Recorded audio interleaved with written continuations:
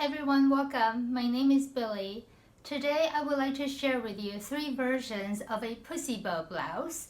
The Onella Blouse, a free pattern from movefabrics.com that will link in the description box below, plus a matching skirt that I used based on the vintage McCall's 7475 pattern, which was discussed in more detail in my last video number 40.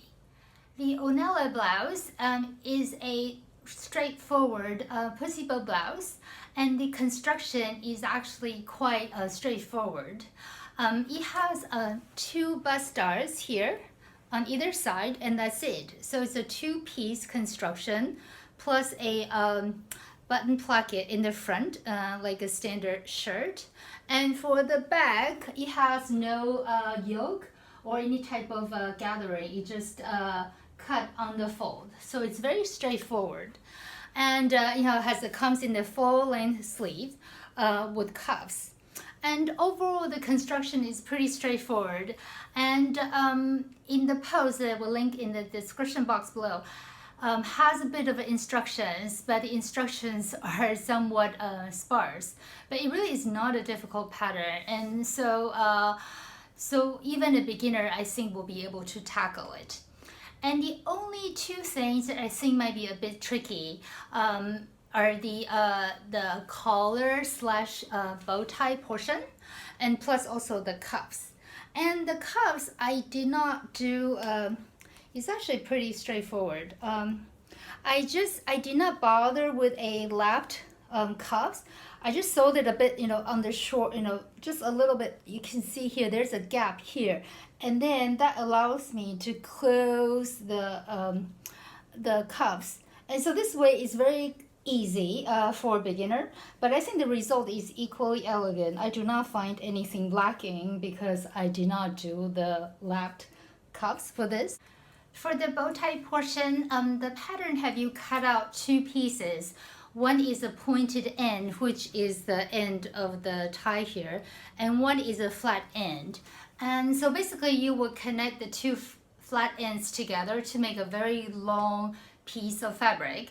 And then what you would do is fold them together, right sides together, and sew up from the pointed end up until there is a notch to indicate where the bow tie ends and where the collar begins. And I find it a little easier if I stop just about an inch before the notch.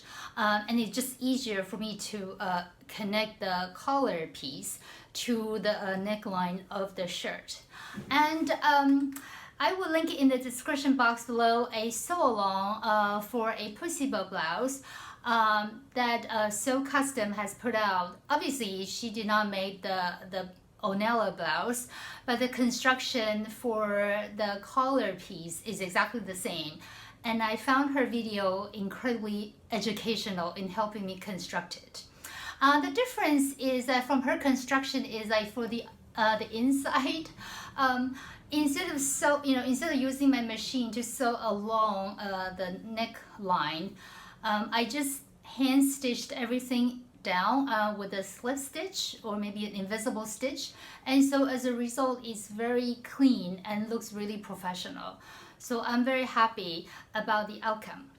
And so the first version that I made is this one here. It's made from 2 yards of about 55-56 inch viscose that I purchased on fabrics.com. And so here is a close-up of the pattern and the fabric itself. And this pattern is supposed to be birds resting on wires, but actually I wasn't paying attention. So when I was cutting out the bodice and the sleeves, as you can see, the birds were actually below the wires.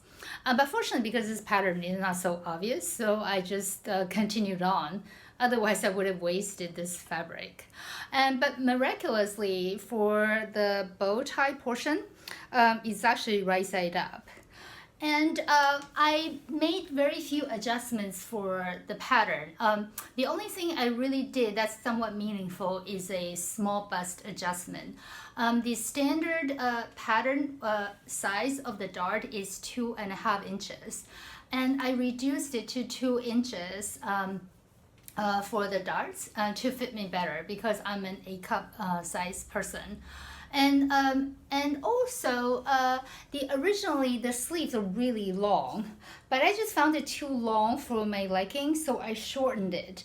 But I think I shortened it a bit too much, and so after I made it up, it was a bit too short. So, but fortunately, I had plenty of fabric left over, and so I recut the cuffs. So instead of the original 2-inch cuffs that comes with the pattern, I lengthened the cuffs to 3 inches, so that at least gives me a full length sleeves. And for the cuffs construction, I just interfaced it with a layer of cotton long sort of scraps that I have left over from other projects. And so it gives the cuff some body, but it's still perfectly soft. And I am actually quite glad that originally I was thinking about interfacing also the collar and the bow tie portion, but I'm glad I didn't, because turns out the bow tie is actually a little heavy. So if I had interfaced it, it would have been too heavy. And so overall, I'm quite happy with it, even though the neckline is a little low for my liking, but it's not too low. But I did raise it in my future versions that I will share with you shortly. So overall, I'm very happy with this version. And after I made it up, I just want to make a gazillion of these just because they were so great.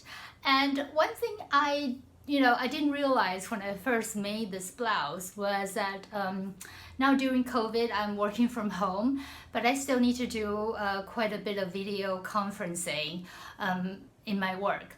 And turns out I could just simply put on a blouse and I'll be perfectly presentable for my video calls, even though I could still be wearing the pajama pants on the bottom. So that was an unanticipated benefit. And I have worn this one and also the other ones already for work, and so they worked out great. So I'm very happy about it. So here is a quick video of this white bird on wire version that I paired with a black wool gather skirt that was featured in my very first video number 1. And overall, I am very happy about this combination.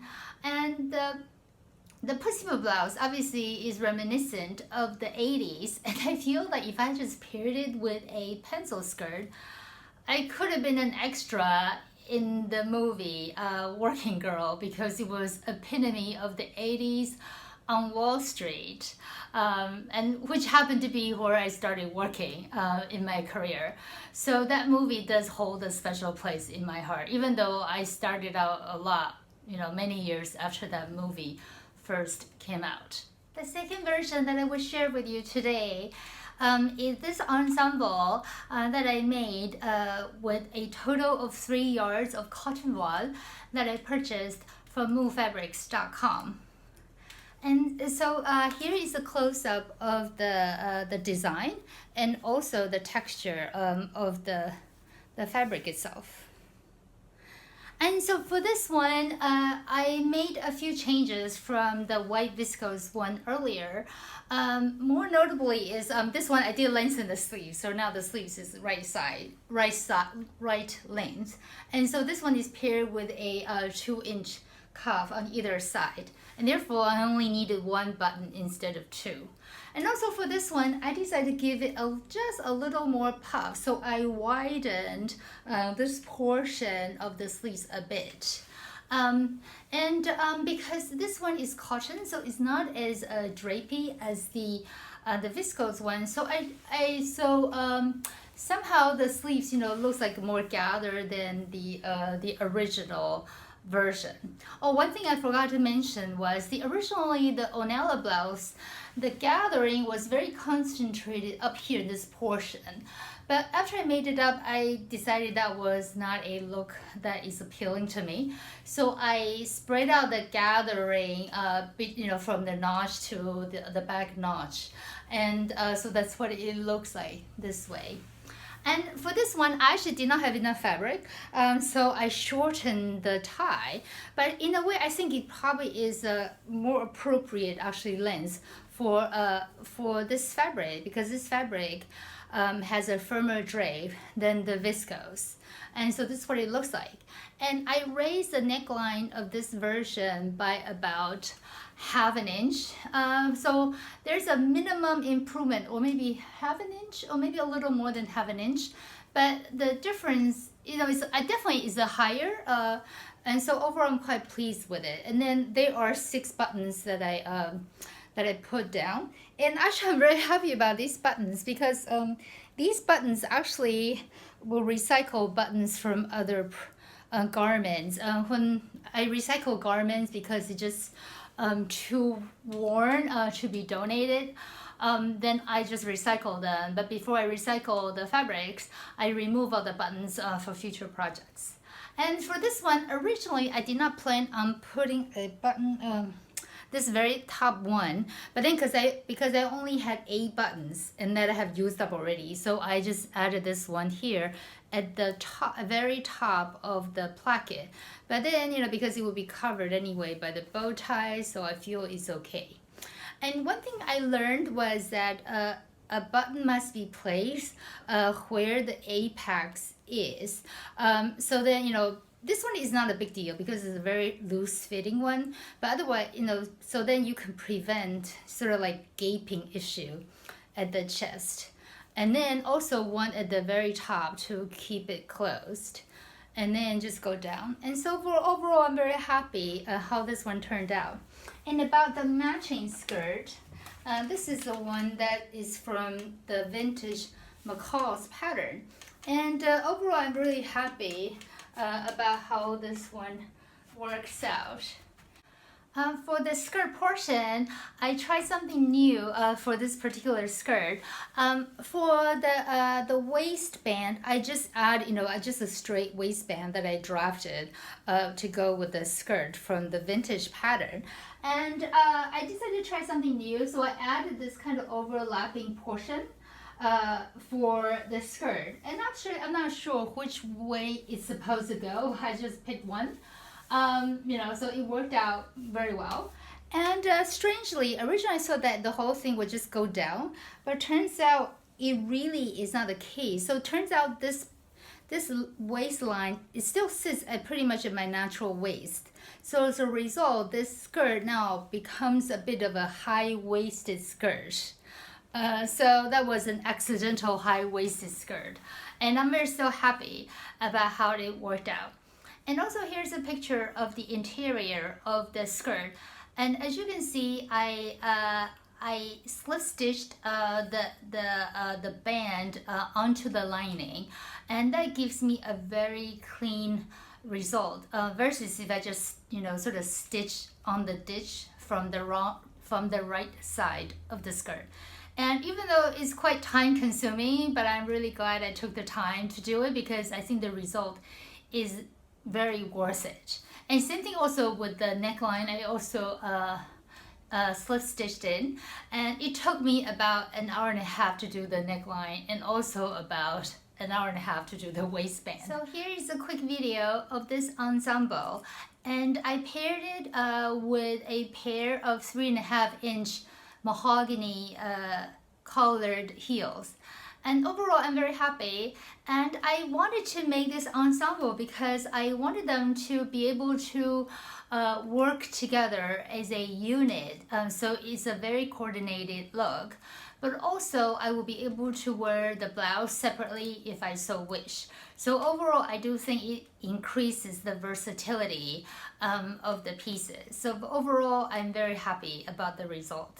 The final version of the Onella blouse that I will share with you today is this one here, made from it's actually a refashioned project from an Ann Taylor loft dress. And so here's a picture of the original dress. And this fabric composition is a 50-50 mix of linen and viscose. And so here is a close-up of the print. It's a very pretty floral print, and also the fabric itself. And this fabric, being 50% linen, is much thicker and has a much firmer drape than the previous two versions. But as you can see, this Onella blouse I think is quite versatile actually, because it still works perfectly well for fabrics that are a little firmer in the drape and not so much, like super soft drapey fabrics such as viscose or silk. And for this one, I also have a shorter bow tie portion, partly, simply because I did not have enough to cut out the full length, because the collar and the bow tie portion is actually quite fabric hungry. And for this one, the sleeves, I actually miraculously cut it out from the original sleeve pieces, and so that's what it looks like. And then I added a little cuff area here. But for this version, I made two changes from the cotton voile version. Number one, I raised the neckline just a little bit more. So this is what it looks like now. And so now the total, I have raised it by 1.5 inches. And I think this gives me sort of the perfect neckline, at least, for me, because I don't find it too low that I will feel a little conscious, but it's still low enough to give it interest. And so this is what it looks like now. So this is the collar. And so overall, I'm very happy about this now. And the second change that I made was I reduced the puff at the sleeve head portion. I think this is just better. A little puff, but not so much. So that's what the final version looks like. And for this one, I just paired it with, say, a pair of jeans. And I think this works great. Obviously, I could also pair this one with a skirt, but being short sleeves, and I find it to be sort of more casual versus sort of more professional looking. But overall, I'm very happy about how this one works out. And it being a fairly loose, sort of boxy shaped blouse, I find it very versatile. So in a way, you can add darts, if you wanted more shaping to be more fitted, or you can just have no darts, such as the original pattern, for a more loose fitting sort of result. And so here's a picture of this linen viscose floral blouse paired with a pair of jeans. And overall, I'm very happy, and this looks perfect for a weekend run around town, doing errands type of outfit. So overall, I am very happy about how this version works out. So these are the 3 versions of the Onella blouse that I recently made, plus a matching skirt. And I do highly recommend this free blouse because it really is very versatile in terms of the types of fabric that you can use with it. And I forgot to mention, I made the smallest size, which is size 0 to 2 for bust measurements of 32.5. But as you can see, it really, it's quite roomy. And this pattern goes up to US size 30. That will accommodate a bust measurement of 58.5 inches. So I think it's very inclusive and will be able to accommodate a wide range of sizes. Thank you so much for watching. I hope you have enjoyed this video. Please do stay safe, and I hope I will see you soon. Bye bye.